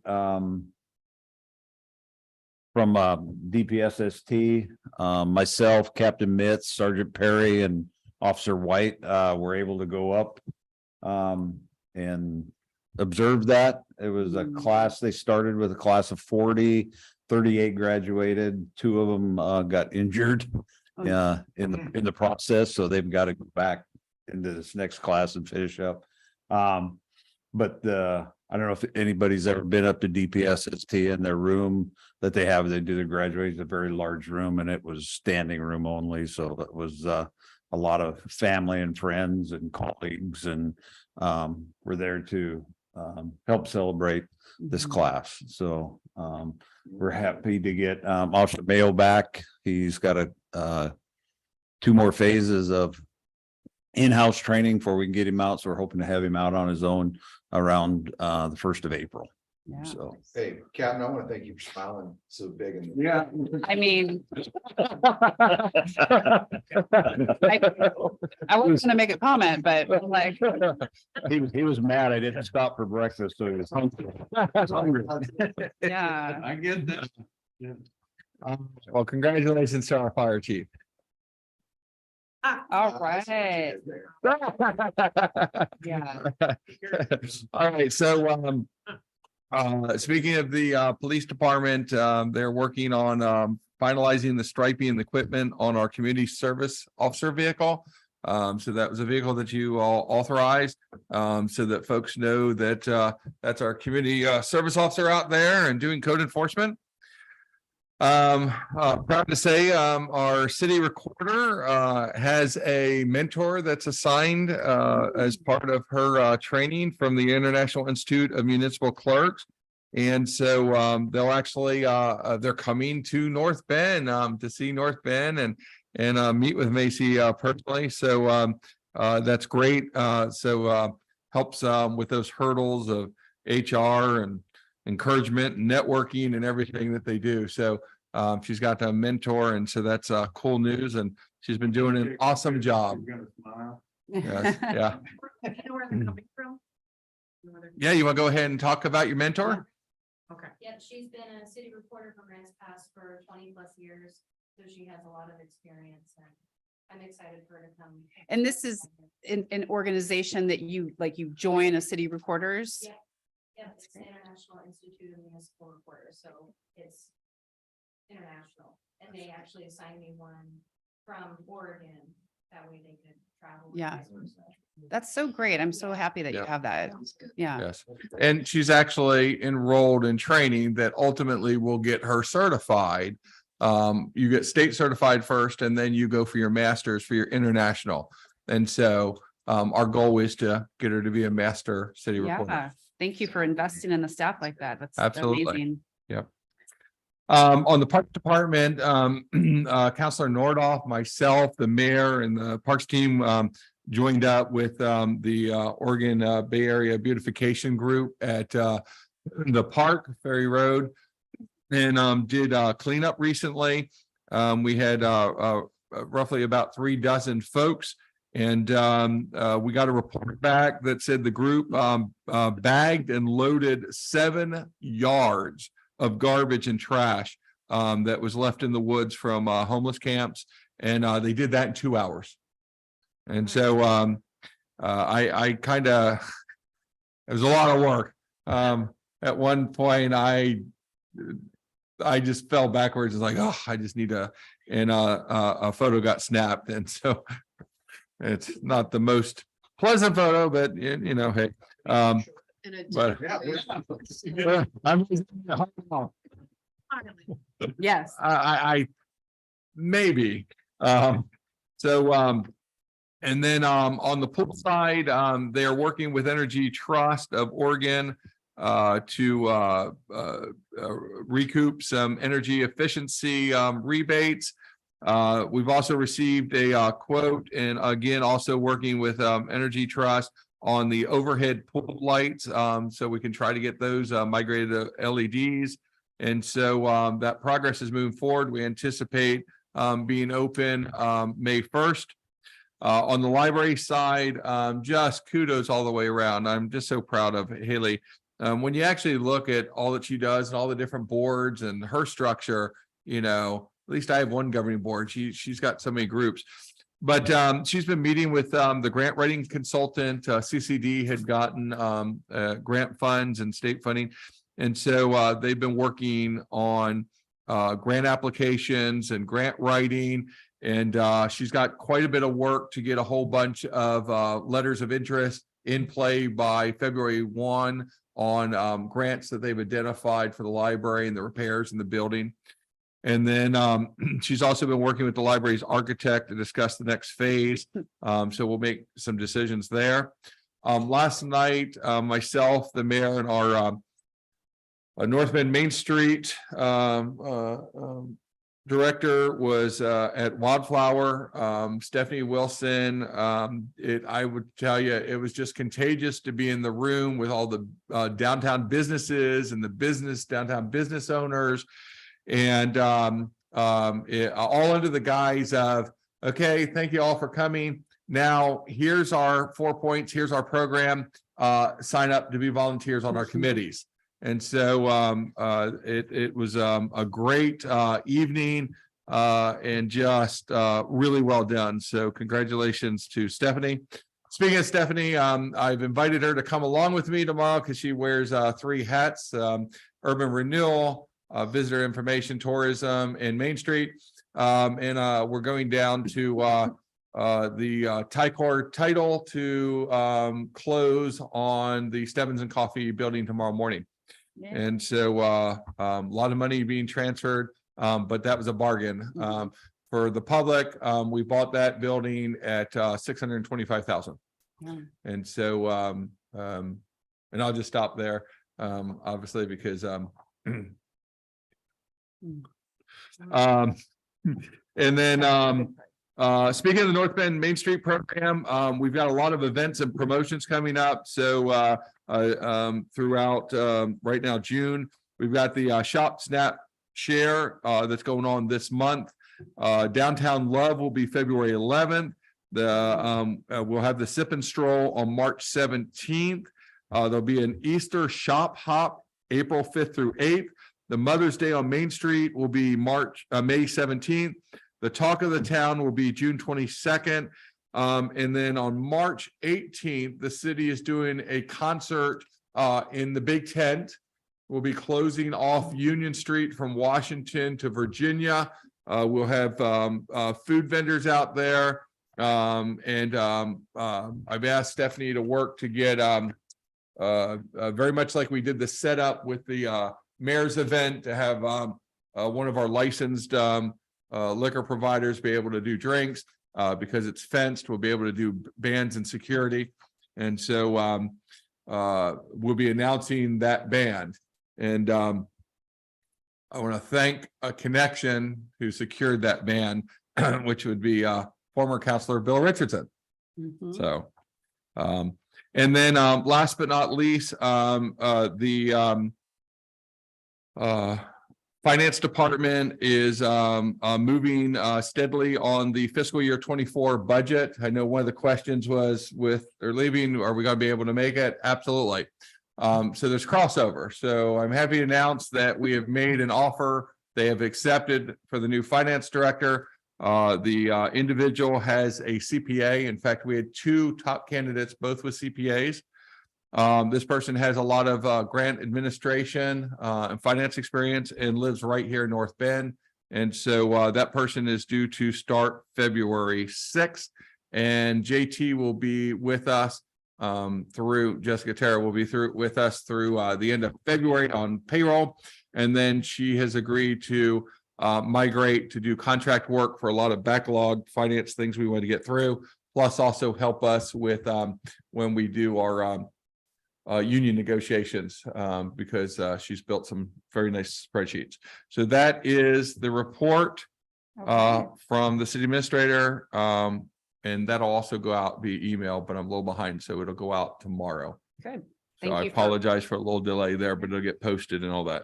I know we appreciate the electronic copies, and those are things that the citizens can sign up for to get. Is that one of the emails that they could get? Mhm. Yeah, Yep. that's perfect. Good. All right. Was there any committee reports? No committee reports. So we'll go ahead and we'll do council comments, and then we do have some other business. So Councilor Jones, I'm going to start with you for council comments. Did you have anything that you wanted to add tonight or say for your comments? I continue to really deeply appreciate the fullness that people consider when we're working on these hard spots, these complicated agreements, both the letter and the spirit of the law, as well as the, kind of way that the people might perceive them. I deeply appreciate people's efforts to meet where others are at, recognizing that it isn't often possible, but you try anyway. And I just deeply appreciate that from everyone on this team. Good. Thank you. Yeah, thank you. All right, Councilor Nordup, we'll start down at your end. Yes, I would second what Councilor Jones said, because this is hard stuff. Intergovernmental agreements are not easy, and they take some time. So it takes a lot of the staff's time and focus. I would also say I really appreciate that we moved the public comment at the work session to the front of the agenda rather than at the end of the agenda. And I have to tell you that I almost got hit again because my route to Highway 101 from my house is around Lincoln Square, and a passenger car almost nailed me because she doesn't know she has to yield. However, do you know who stopped for me? The dump truck. The next time I made a route up that way, the dump truck, that fellow has a commercial driver's license, and he always looks for the warning signs, and they pulled up and they yielded. We are now seeing basically most of the state highway traffic use the bypass, including the Tyree oil delivery truck, dump trucks, and so on.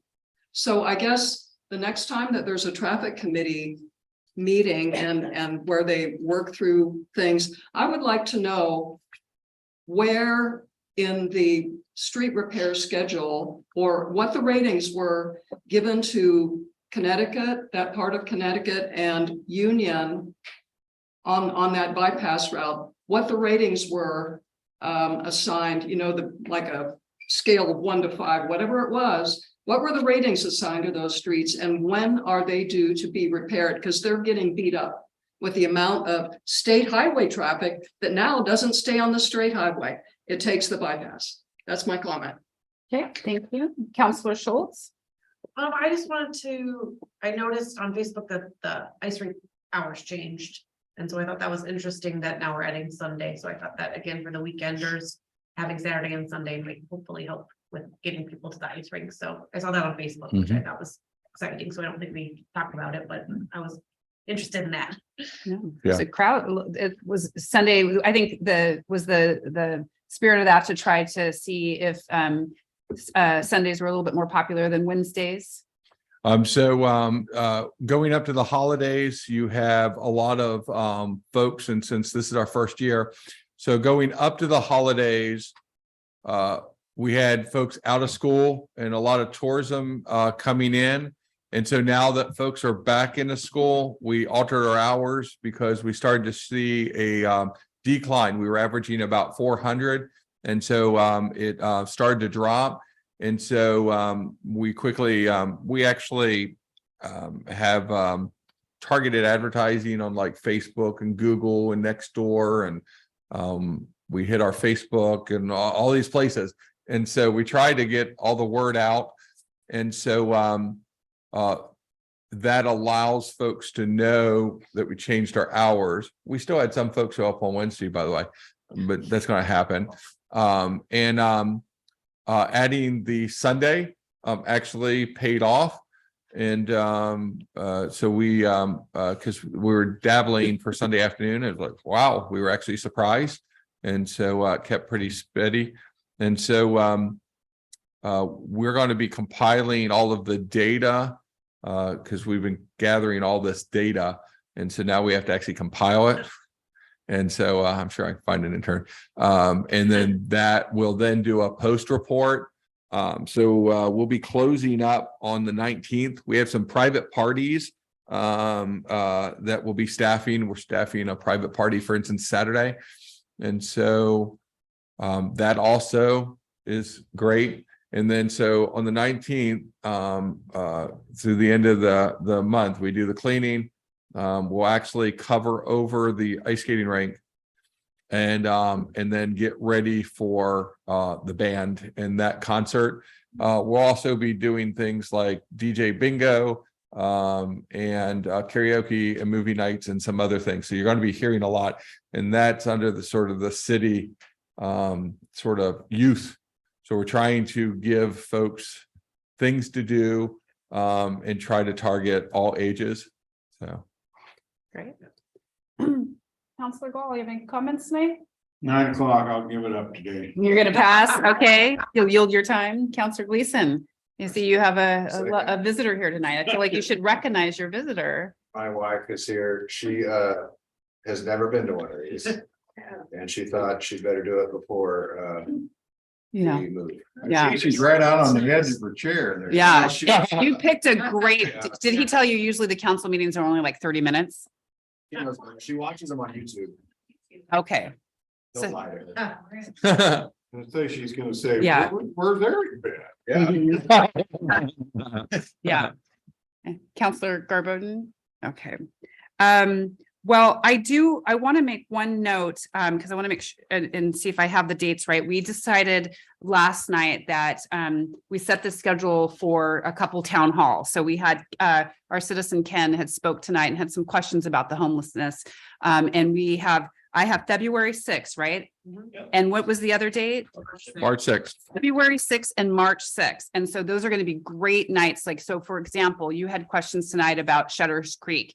And I will say that when I was on a phone call with the transition team for the new governor, and there was several people from Coos Health and Wellness and some of the local mayors, that we asked the governor's office look into Shutters Creek. We don't get to decide that, but that is what is federally owned. There's some other plans that they want to do that, but there are certainly people that are advocating for places like that to be used, for the people in our community. So those are the types of things that we will be able to do in the town halls, is go through and talk about, like, why can't we just build houses? We should just build. And so we'll go over that, and then we'll have an opportunity to probably do some engagement activities. So March 6th and February 6th, please spread the word that Where's it gonna be? did we decide for sure the community center? It'll be at the community center. And did we decide for sure on the time, or to be Yeah, announced? 6 to 8. About 6 to 8. So 6 to 8. So yeah, so February 6th, March 6th.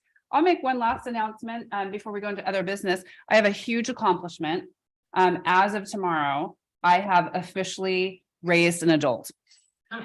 So my daughter, I'm sure she is not sitting on her seat tonight watching this meeting. But Emily, Ryan, if you are watching this, I love you and happy birthday. And I feel like Wait, what? she's gonna be an adult tomorrow, 18.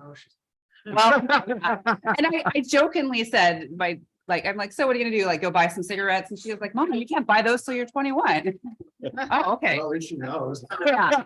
So maybe a lot of, so, you know, that's always such an compliment. Hopefully I haven't screwed her up totally. So happy birthday, Em. Okay, that was all council comments. Then we have an item of other business. And I believe we have a motion from our Counselor Gleason. Yeah, I was handed a sheet of paper. You're ahead of a sheet of paper. What is that motion? What is the other business, Counselor Gleason?